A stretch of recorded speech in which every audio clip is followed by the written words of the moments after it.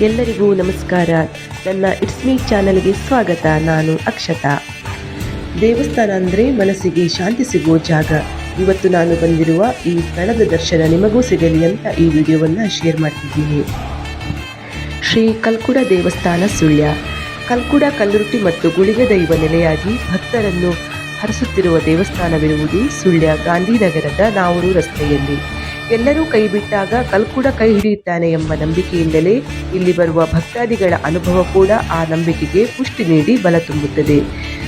ಇಲ್ಲಿಯ ಸತ್ಯಗಳಿಗೆ ನಿತ್ಯ ಕೈ ಮುಗಿದು ವ್ಯಾಪಾರ ಶುರು ಮಾಡುವ ವ್ಯಾಪಾರಿಗಳು ಸತ್ಯಗಳ ನಡೆಯ ಮುಂದೆ ತಮ್ಮ ವಾಹನದ ಕೀಲಿ ಕೈಯನ್ನು ಇಟ್ಟು ಪ್ರಾರ್ಥನೆ ಮಾಡಿ ತಮ್ಮ ಚಾಲನೆಯನ್ನು ಶುರು ಮಾಡುವ ಚಾಲಕರು, ಕಲ್ಕುಡದ ಮುಂದೆ ಇರುವ ದೀಪಕ್ಕೆ ಎಣ್ಣೆ ಸುರಿದು ಬದುಕನ್ನೇ ಬೆಳಗಿಸಿಕೊಂಡವರು, ಎಲ್ಲರದ್ದು ಭಿನ್ನ ಭಿನ್ನ ಅನುಭವಗಳು, ಭಿನ್ನ ಭಿನ್ನ ಕಥೆಗಳು.